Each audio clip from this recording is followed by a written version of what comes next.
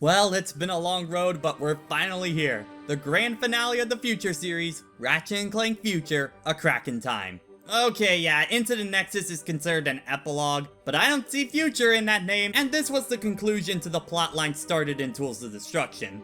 Though the comments wouldn't let me live it down if I didn't mention this game's working title. Ratchet Clank Future, Clock Blockers. I'm fine with A Crack in Time, that can still work as an innuendo, but man, that name would have been great. And not at all ripping off the Nickelodeon movie Clock Stoppers. This is like the only time I ever mention it, but okay, moving along. Now this was actually made in mind to be the final Ratchet & Clank game, not just for the Future series, but for the entire franchise. Now, obviously that didn't happen as the series would continue on, mainly from this game selling so well that Insomniac decided to keep pressing on, but we'll save that for another time.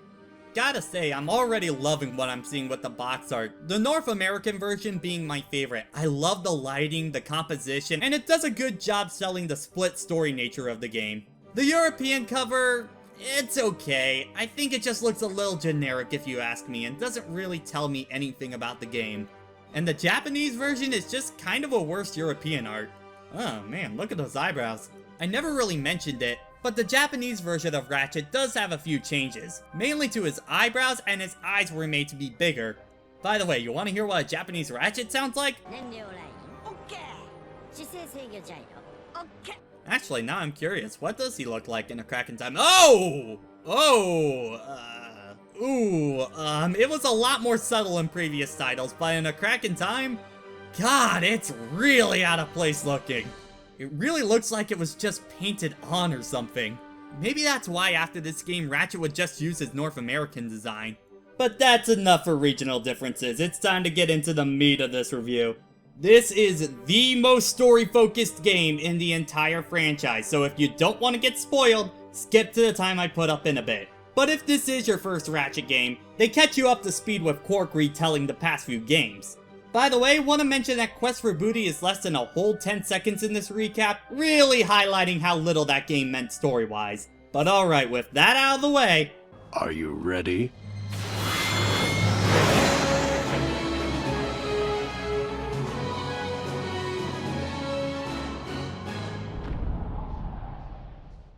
Okay, let's do this. So following right up where Quest for Booty left off, Clank is now in the hands of Dr. Nefarious, but the Zoni are watching him as they want Nefarious to fix Clank after that trip in Tools of Destruction. Meanwhile, Nefarious is looking for the key to something known as the Orvis Chamber, which the Zoni take offense to as the chamber is for Sire only. With the deal off, Nefarious starts to attack the Zoni, which allows Clank to sneak out with the assistance of another robot named Sigmund.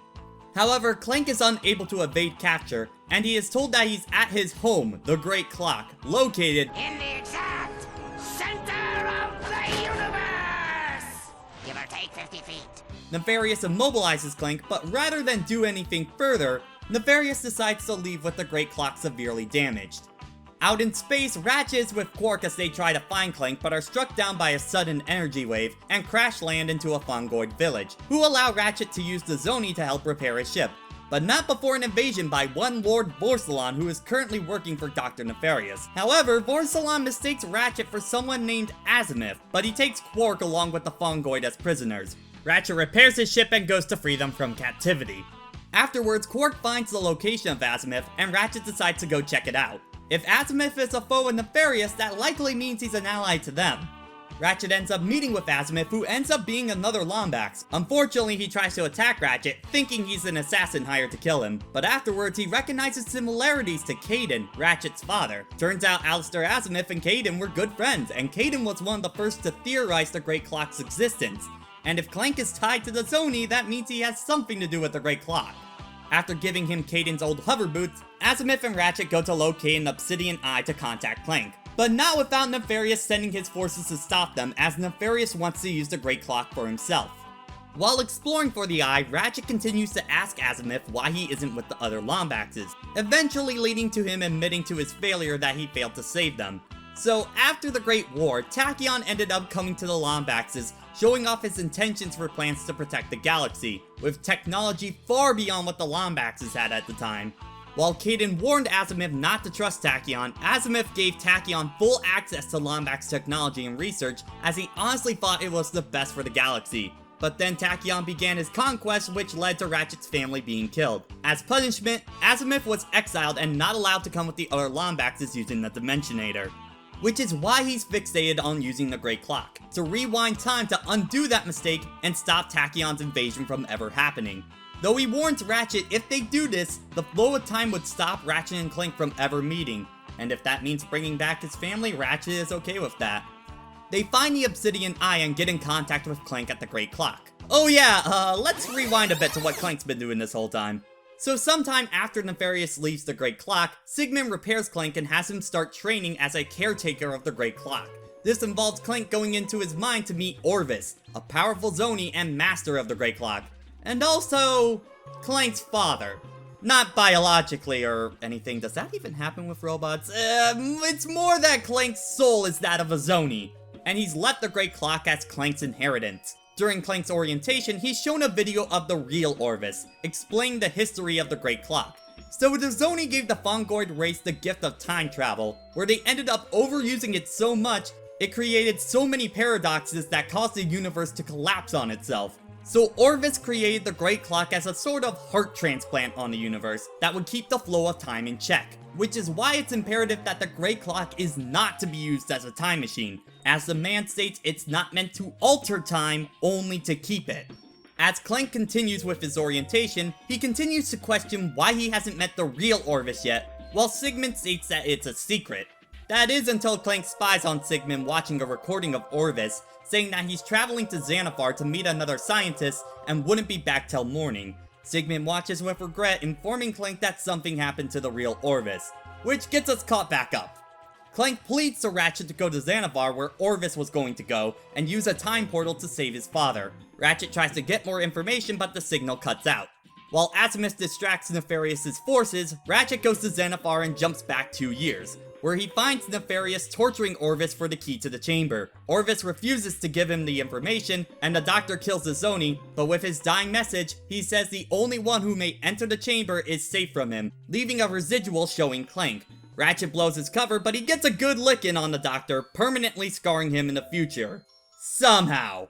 Upon leaving Xanathar, Ratchet receives a message that Vorsalon has captured Azimuth, and Ratchet goes to save him no problem, making Vorsalon's cell the epitome of a revolving door. Meanwhile, back at the Great Clock, Clank takes another trip into his mind where he somehow meets up with the plumber, who mentions in passing, "I wouldn't risk any more than 6 minutes. And if you played the previous games, you know that's gonna somehow be important. Anyway, Clank and Sigmund make their way to the Orvis chamber, the main control unit of the entire clock. Sigmund begins another video meant for Clank, but it's cut short due to Lawrence cutting the power and immobilizing the two robots. And the butler informs to Nefarious that the plan worked. Yeah, that's why Nefarious let him go at the beginning. If he couldn't get into the chamber himself, he let Clank lead him right to it.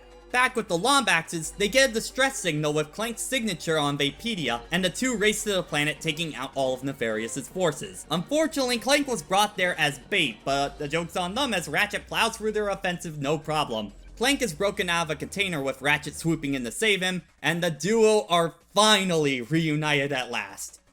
Ratchet apologizes for not being able to save Orvis, but when Azimuth mentions that the Great Clock will be protected by the Lombax army, Clank refuses to let the Great Clock be used as a time machine, with both sides trying to convince Ratchet. Until Ratchet decides that if the universe could be destroyed, then the risk is too great.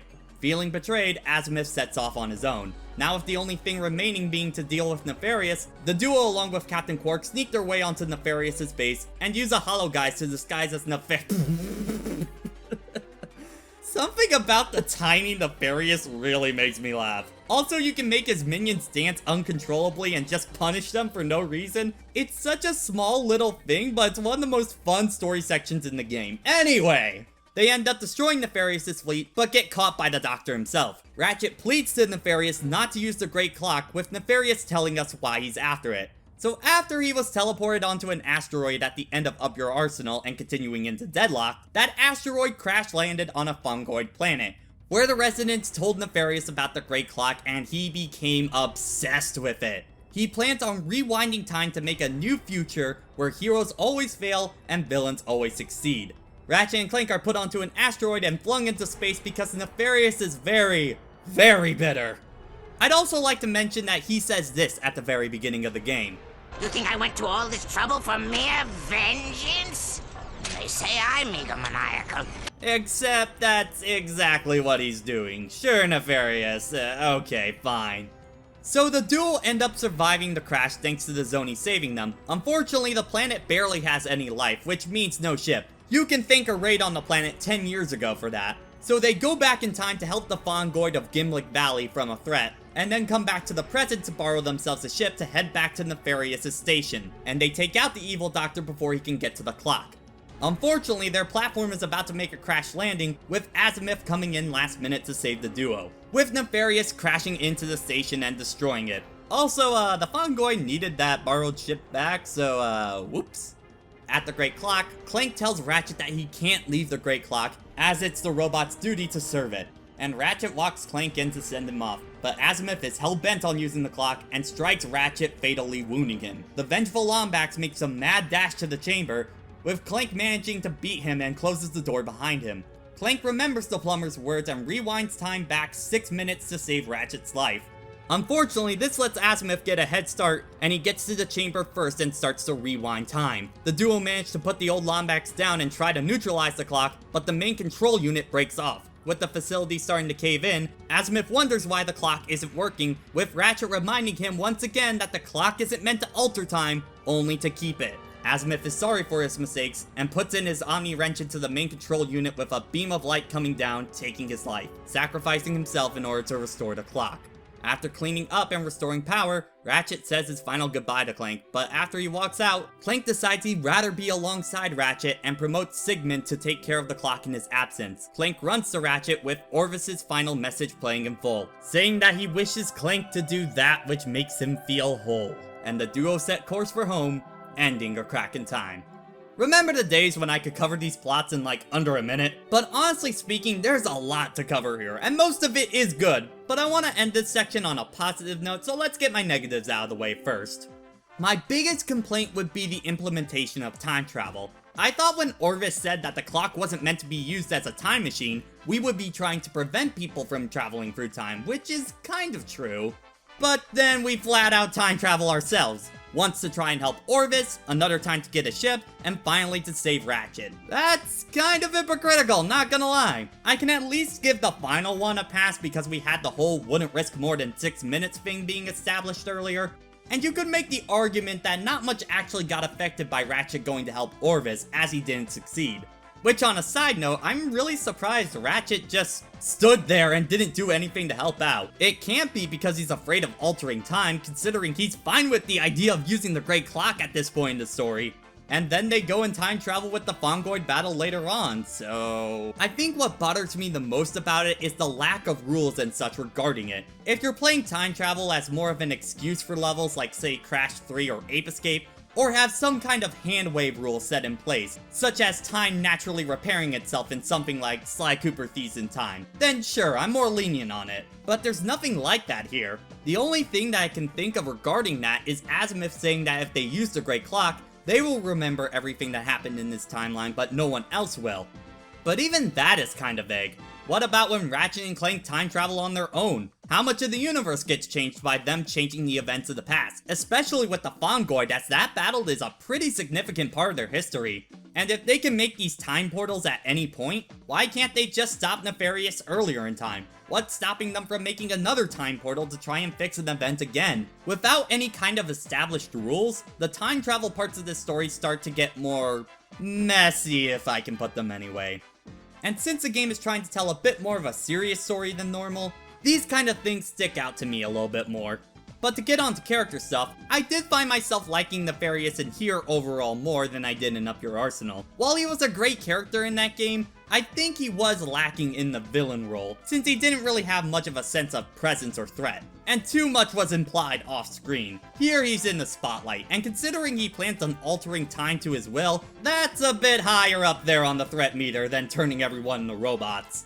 Though I should mention he's mostly a threat because he doesn't realize the dangers of using the clock. But his whole thing on having Clank lead him to the chamber is clever, I'll give him that. And his minions like the Valkyrie and Vorsalon do add a sense of hierarchy to his ranks, elevating Nefarious himself, which I like, even if his commanders are a bit meh. Like, Vorsalon is kind of terrible at his job, and when you beat the game, you can go refight him for the last time with basically no new story or anything, so meh. But despite all of that, Nefarious does end up feeling kind of inconsequential. Like, he's more there as a force to get in the way of Ratchet and Clank reuniting than anything. Let's put it like this, you can edit him out, change a few things here and there, and you pretty much have the same story. If anything, that might have helped with Azimuth and his character. In terms of the old Lombax, I really do like him, and he's probably the most well-done character in the Future Saga. He connects well with the story established in Tools of Destruction, and he did what he felt like was best and made a mistake that ended up taking everyone away from him. But once he finds Ratchet, he sees a chance to start anew, almost like an uncle or father figure to Ratchet. But he doesn't really consider himself worth much after being exiled, even getting mad at Ratchet for trying to save him. He cares more about the Lombaxes coming back and undoing his mistake more than anything. But once Clank comes back and starts to warn Ratchet about using the Great Clock, Ratchet starts to disagree more with Azimuth, and you can see him start to get more desperate and selfish about using the Great Clock, morphing his belief to fix his mistake rather than to help the Lombaxes, hitting its biggest point when Ratchet says, "They're not in danger, they've just moved on, and we'll find them. But the past stays where it is." And yet he still insists on changing time, realizing that he's basically making the same mistake again, and uses himself to set things back. But that's kind of the one thing I wish we got more with him, that whole clashing ideologies once Clank comes back in, leading him to be more of the antagonist. It's not like it's out of nowhere, but I feel like it did need more time, cause you save Clank, do the nefarious stuff, and then you're at the final encounter at the clock. It's all in the third act of the story. This is kind of where I'm getting at with Nefarious feeling a bit inconsequential, cause I feel like Azimuth could have carried the story on his own. Maybe not as a villain, but the main antagonist. If you had Clank give Ratchet the information on the clock earlier, you could have that conflict happen, say, around the midpoint of the story, which would allow that rift between the two Lombaxes to be fleshed out a bit more. But alright, nitpicking out of the way, let's get to the good stuff. First off, wow, this story is told in a much better fashion than the previous titles. Things keep moving while slowing down in all the right spots and letting moments play out when needed. The story flows a lot better than before, like you have Ratchet's quest to find Clank, then you have Clank with his new duties at the Great Clock, and Nefarious trying to use it for himself. The three plots interconnect much better than previously, which makes the overall plot a lot more engaging. I want to see what happens next, and you're hopping back and forth between the plots at just the right times where you don't feel like you're getting too much of one or the other. It's great. There's a much better sense of flow and escalation in this story, and moments feel earned rather than crammed in. And that's why I think it works as an individual story more than Tools of Destruction. You get more by playing the other games first, but I think A Crack in Time has enough to it to stand on its own, and if you really wanted to, I still think you can jump into this game being your first one, no problem. Let's also talk about Ratchet. This is a far cry from last time, and I mean in a good way. No him fighting over Clank for a very contrived reason. None of that Ratchet being important for the sake of being important. This Ratchet feels like a more proper evolution of the character, more mature. This feels like a guy who's been on multiple galaxy-saving adventures, and is more mellowed out because of it. You can tell this with his interactions with Quark in particular, but he's still aggressive when need be, like when Azimuth repeatedly dodges the question on why he was left behind. It also helps that when interacting with Clank, the two in general act more how I expect them to be after all this time, such as Ratchet backing whatever decision Clank makes about the Great Clock. Think back to Ratchet 1, how he was trying to sell off Clank at any chance he got at the middle of the game, but here he dives in after Clank without hesitation, and he has a heartfelt goodbye when leaving him. It's a natural point I expect his character to be at, and this for me is my ideal Ratchet. I really enjoyed him throughout. And thankfully the whole Ratchet being the last of his kind stuff is a lot more underplayed this time. One, because of Azimuth's presence, and two, it focuses more on Ratchet not being defined by his species and more Ratchet being Ratchet. Honestly, in terms of the whole special Chosen One deal, I think it's handled far better with Clank in this game than it was last time with Ratchet. Clank's part of the story is easily my favorite part of the plot.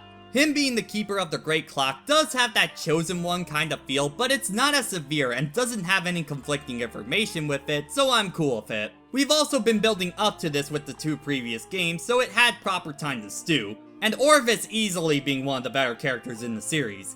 One, it's very clear to see where Clank gets his sense of humor from, but he's a fun character that's far more interesting than the other Zoni, and I didn't think Clank needed a father figure, but it works out pretty well. Easily the best moment with him being his final speech to Clank, wishing for him to do what he wants, even if it's not his original plan for him to protect the Great Clock. It hits me in a good place, you know? In general, this game definitely plays up the drama and emotions more than other games. First time with Sigmund watching Orvis's final message, I did let out a little aww. And the final goodbye between Ratchet and Clank just feels right. That final cutscene in particular is easily one of my favorite scenes in the entire franchise. That scene, along with the rest of the game, really carried a sense of finality with it. If it was to be the final game, I'd say it would have gone out on a high note. So yeah, there's a lot to talk about with A Crack in Time story. It's the big focus of the whole game and what people will bring up when talking about it, and yeah, I really enjoyed it. Pretty much equally to Going Commando story. Now give me a second here. I know these 2 games probably shouldn't be compared story-wise, as they have very different intentions and tones with their plots, but people in the comments will do so anyway, so why not? While I do love A Crack in Time story, there is part of me that thinks Going Commando might still be my favorite plot.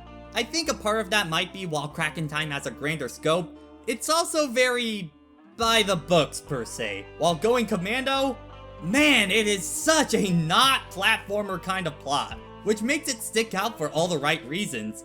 Not to mention that whole megacorp monopolistic side of it only made it age better over time. While A Crack in Time does have those moments like the time travel stuff that kind of take me out of it. Though I'd say A Crack in Time definitely has more emotional and satisfying moments. I think what I'm saying is that Going Commando is more consistent throughout, while A Crack in Time has lower lows but higher highs. Again, I really enjoyed both stories, I just wanted to throw my 2 cents in. So, hi, yes, I am WiiDude, and there is actually a game to cover here. It's, you know, not all just story. Okay, this review is going on long enough. Let's get a move on. I'll say it now that A Crack in Time is a huge step forward presentation-wise. Not just graphically, but as an overall package. Tools of Destruction and Quest for Booty were both earlier in the system's life and had more of a muted color palette as well. But A Crack in Time is just bursting with color. It's so bright and there's more of a cel-shaded kind of style. Not drastic, but it's a bit more noticeable. It's like a paintbrush was applied to everything, and it's a joy to the eye. Same goes for the environments, which I feel like are more unique planet to planet. In particular, I love the Great Clock as a location. It's a very different feel for the universe with its steampunk mystical energy to it. It's so cool. Cutscenes have also taken a big step forward, not only for the in-game ones with much more expressive characters, and further embracing a cartoony feel, but doubly for the pre-rendered scenes which still look incredible to this day. Reminder, this was over 10 years ago, and they arguably look better than the actual movie for the series.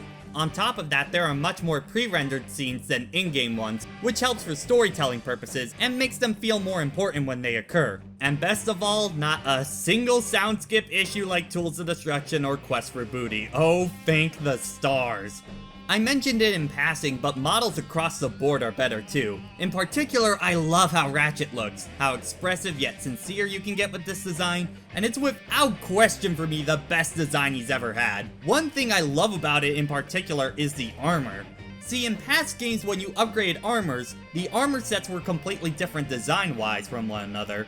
In this game, it's more like they build on top of each other, which is great visually, but when cutscenes happen, they have Ratchet go into this base armor, so the scenes are consistent in every playthrough, and you can see his face as opposed to other games where the armor would cover up Ratchet's entire body.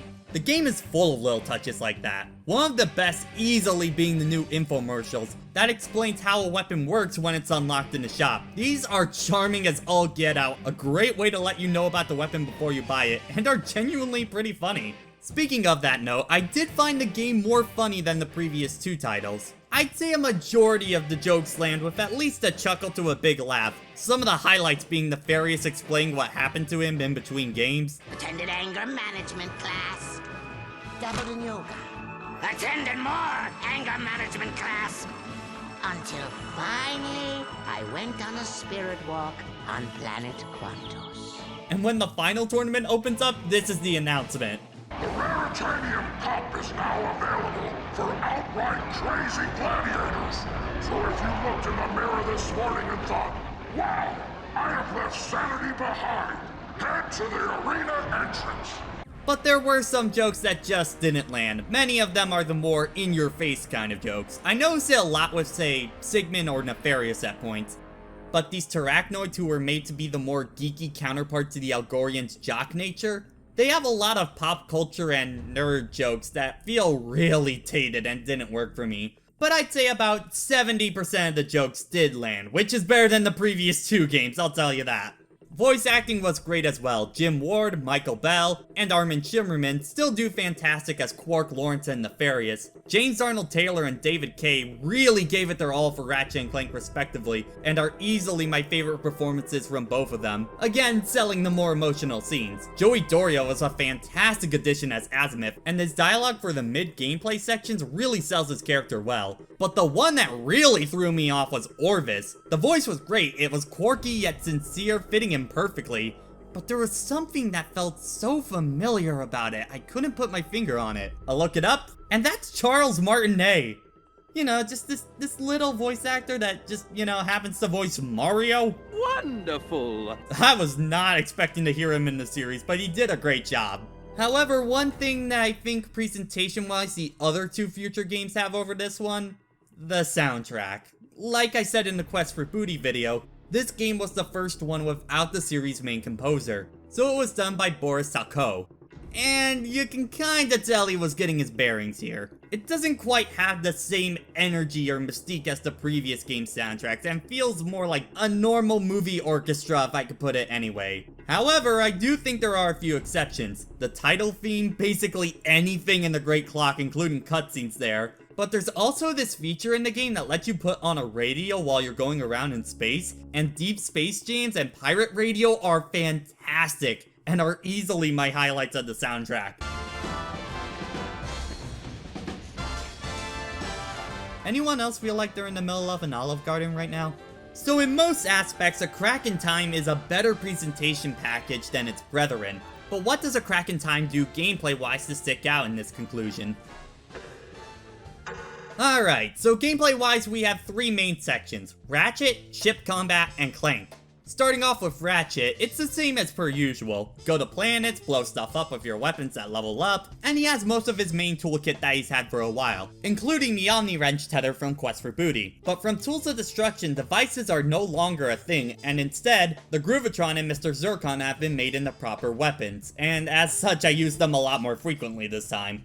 But gadget-wise, it's actually rather small. Really only an Omni Soaker that's used for some water puzzles and working around these bug creatures that show up time to time. And he doesn't even have Clank for most of the adventure, as the 2 are separated. But fear not, that's where one of the best gadgets in the entire franchise comes in: Hover Boots. These allow you to dash forward, hover down to the ground, and perform platforming challenges scattered around the world.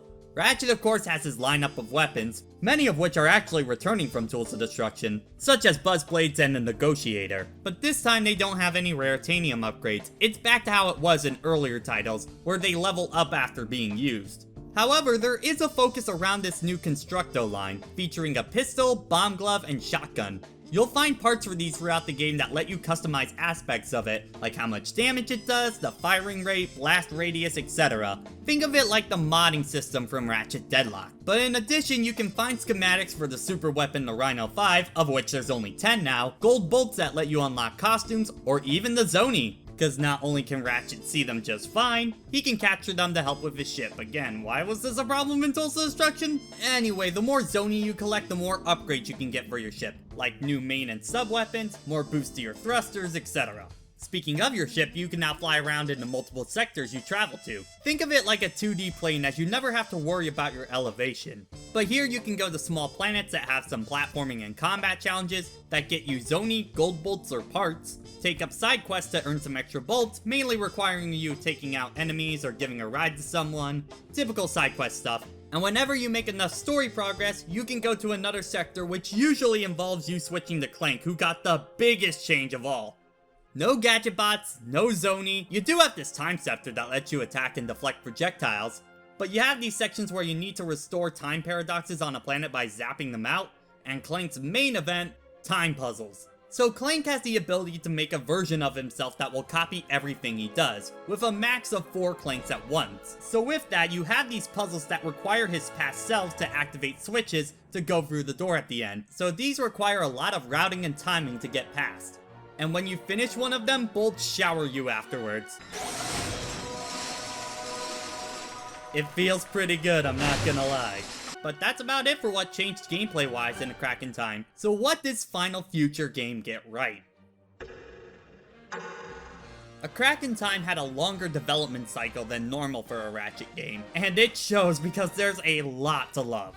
I didn't really mention it, but in the past 2 games, Ratchet did feel a tad more stiff than he did in his PS2 days.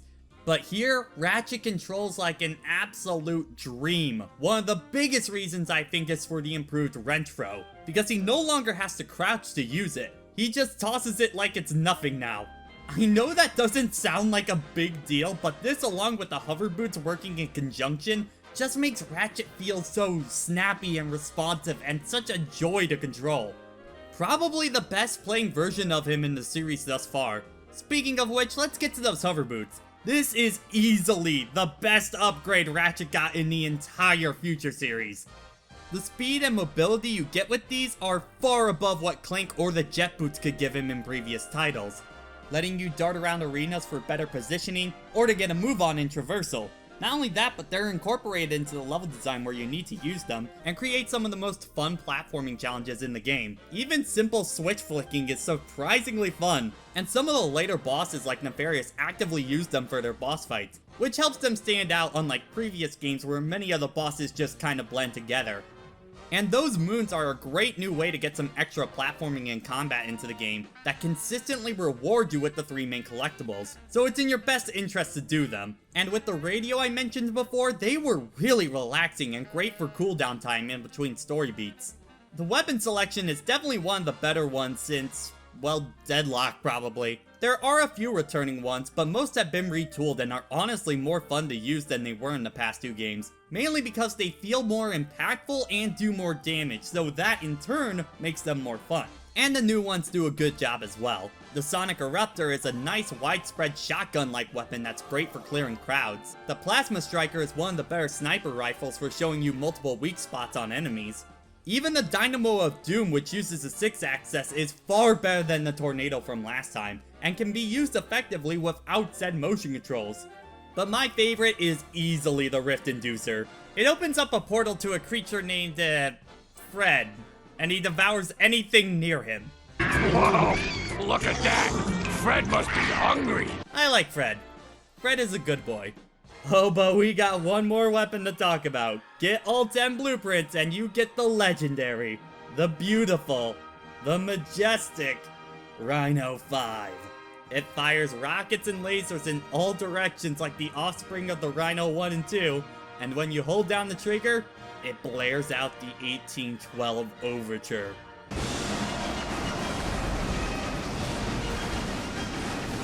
Whoever came up with this was not paid nearly enough. And those weapons will come in handy for this game's new arena, and this is hands down one of the best versions of it in the series. It changes up the type of challenge each time in fun ways that keep you on your toes and reward you after every challenge, not just for money, but the 3 main collectibles or even new weapons. And collect those zonies for the upgrades for your ship. Stuff like the boosters are great for traversal, and the upgraded weapons like the laser beam and flare rockets make bosses an absolute cakewalk. Speaking of which, if you do manage to find every last zonie, you get access to the Insomniac Museum, making it a long-awaited return. I am a little sad that there aren't many playable objects this time, there's no voiceover, and I think it's a little hard to navigate around, but it's still great insight on the game's development and seeing what was left on the cutting room floor. You even get to play on this maze-like planet and have access to the hoverboot test track. But if there's one thing A Crack in Time got so right, it's the massive upgrade Clank got to his gameplay. I think Insomniac realized that Clank needed an upgrade after Tools of Destruction, and man, he got it. This is hands down the best Clank has ever been in the entire franchise, full stop. His puzzles are a nice break from Ratchet's action and are great little brain teasers similar to the door puzzles of the past. The first few ones you'll breeze through no problem, but once you have all 4 Clanks in the picture, that's where you need to really start thinking ahead. But don't worry, I think the difficulty is just right. Not too easy that you wonder why they're even there, but not too hard where you need to get a guide out. You know, I think back to how Sly Cooper Thieves in Time had that Bentley's Hack Pack, which was a bunch of the hacking games expanded upon. I would have totally bought a little side game based just on these. I enjoyed them that much. But if you want a glimpse of what that would be like, after beating the game, you can go back to the Great Clock, where you can attempt some harder puzzles for some gold bolts that, wow. These are kinda hard and the timing is so strict on them. You need to activate 3 switches while planning much more elaborate routes. You're definitely gonna be playing some 4D chess trying to beat these, let's put it like that. But yeah, I did do them because I enjoyed myself and they were a fun challenge. I got every Constructo part, I did all the arena challenges, got every Zony, and even did another playthrough in challenge mode after recording because I had a great time. I wasn't ready to put the game down, I just wanted to keep playing. And that's saying something because I forgot how long a Kraken time can be. If you go for everything, it can last up to 15 hours on a single run. Easily the longest game in the franchise. But not at one point did I ever get bored. And when I want to hop right back in after 100%ing a game, that's a sign you got a keeper. And for revisits, you even got multiple difficulties to spice up the action. But there are a few things that can hold the experience back. There are some things in a Kraken time that will impact your enjoyment of the game. Some maybe more than others, but let's get into it. Some of the series staples are surprisingly not here. Like there's no door opening puzzles. The closest thing would be using these battery bots to open up pathways, but I struggle to call that a puzzle. Though I can see why they were removed, because you're doing so much puzzle stuff with Clank, it would probably be redundant. While you have those side missions and space for doing odd jobs and such, there are no hunting grounds in this game where you can capture large beasts for a bounty. While they are fun and I do miss them, I was comfortably able to buy every armor and weapon in the entire game in one playthrough, so money shouldn't be that big of an issue. The time paradox minigame with Clank is also just alright. It's not really that fun, but you only do it a few times, so it's not that big of an issue. While weapon selection is overall better, there still are a few I didn't find much use for. First would be these Tesla spikes. Now in New Game Plus, they're ridiculous. But for the first run, they really feel underpowered, even at level 5. And it feels like you can only get 3 out consistently, and I barely noticed their impact until challenge mode. And I feel like too many weapons fall into the whole immobilization category. I mean, you got the Groovatron, the Magnet Launcher, and the Cryo Mines. That's 3 weapons that all kind of do the same thing. Tools of Destruction did have the Groovatron as a device and not a weapon, so it made more sense there, but here, I think they went a little overboard with this kind of tool. Also, if you're a fan of Tools of Destruction's weapon customization, well, you're out of luck as the weapons only upgrade via experience. The closest thing you're gonna get to that are the Constructo line of weapons. While the idea on paper is great, by the time you get to the really juicy mods for the weapons, the weapon is maxed out by that point, and you'll want to use the weapons that can actually gain experience. So like the skill tree from Tools of Destruction, I feel like it's something you can only reap the benefits of on challenge mode runs. I'd say probably the biggest problem with a Kraken time is Zony collecting. While they let you get upgrades to your ship, some planets will require you to have an upgrade to get through some kind of barrier, despite the fact that you never actually use the ship on those planets. So if you haven't been collecting Zony, you're gonna have to stop your progress and start hunting them down. You need about 21 out of the 40 in order to finish the game. As long as you keep actively looking for them, you should be fine. But if you just want to focus on the story, it makes the game come to a screeching halt. Ratchet games have always had stuff that extended the game out, but this is the definition of padding. I'll admit, I was having a hard time trying to figure out what I really didn't like about a Kraken time because I just kept playing. I was going for like 3 to 4 hour recording sessions, and that has never happened with any other Future game, which I think is a sign of its quality.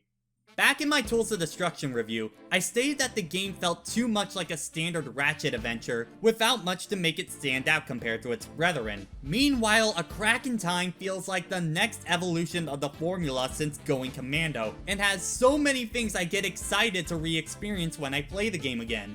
The story and writing are some of the best that the series has to offer, using your weapons is a great time, the hover boots create great movement options, there's an incentive to get everything, Clank no longer is an afterthought and is in fact one of the highlights of the game. The game checks off so many of the right boxes that it makes it easily one of the best in the franchise. I'd personally say my favorite would still be Going Commando. I think the weapon lineup, script writing, level design, and pacing of the game have a lot to do with that. But man, A Crack in Time comes in at a close second. And I can easily see why so many people list it as their favorite game in the series, and you absolutely should give this one a shot. A Crack in Time is a fantastic time. And that's the end of Ratchet & Clank Future: A Crack in Time, and the end of the second Ratchet Marathon. Again, I really enjoyed going back to this one, and it's easy to see why it's so loved. But doing this marathon did make me question the whole Future series thing. I find it's usually talked up when people get into the series as this shining example of the series at its best. But I gotta say, I feel like A Crack in Time is carrying like 95% of that weight. A Crack in Time is easily my favorite of the Future series, but the other two, if anything, I feel like they're some of the weaker titles in the mainline series, and I doubt I'll be heading back to them anytime soon. So as a trilogy, I'd still give it to the PS2 series since I can recommend all three of the games, while here I can only truly recommend one of them. And even if we were to include Nexus, I still think as a whole the PS2 series wins, just saving that comment now. But I was glad to have finally experienced the PSP games on this revisit too. Again, I think Secret Agent Clank is worth a shot, at least the PSP version, give that one a try. Size matters though, not so much. Again, I'm sorry to those who liked it, but it was hands down the low point of the series for me thus far. But speaking of the series, I'm gonna call it a marathon for right here. Because one, look at the video length, I think I'm good when it comes to talking about Ratchet & Clank for a while. And this game kinda marks the end of an era for the series, so it makes sense to pause for now because after this point, things change moving forward. Whenever I head back to the series, I swear the wait won't be nearly as long this time. I'll be covering everything else the series has to offer at this point. But until then, I leave you with this. The universe has a wonderful sense of humor. The trick is learning how to take a joke.